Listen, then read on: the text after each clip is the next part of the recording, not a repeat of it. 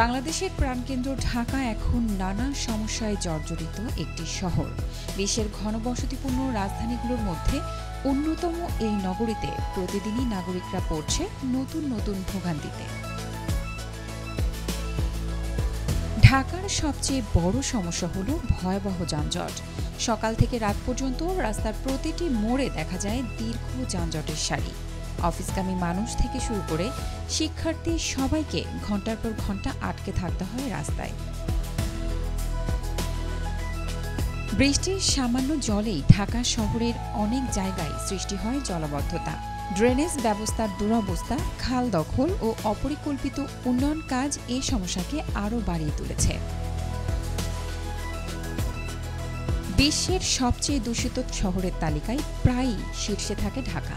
ধুলাবালি, যানবাহনের ধোঁয়া ও নির্মাণ কাজের কারণে বাতাসে শ্বাস নেওয়াই কঠিন হয়ে পড়েছে। চিকিৎসকরা বলছেন, দূষণের কারণে শ্বাসকষ্ট, অ্যাজমা ও ত্বকের নানা রোগে আক্রান্ত হচ্ছে নগরবাসী।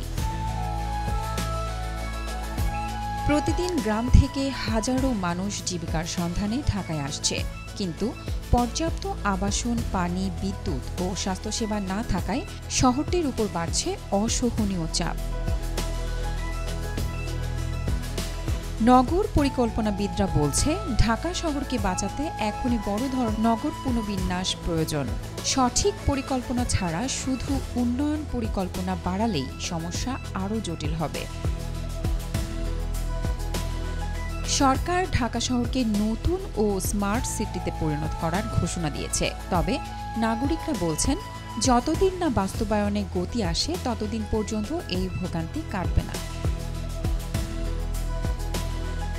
দেশের অর্থনীতির প্রাণকেন্দ্র ঢাকা, কিন্তু এই শহরেই যেন এখন বেঁচে থাকাই চ্যালেঞ্জ। প্রশ্ন একটাই, কবে আসবে স্বস্তির ঢাকা?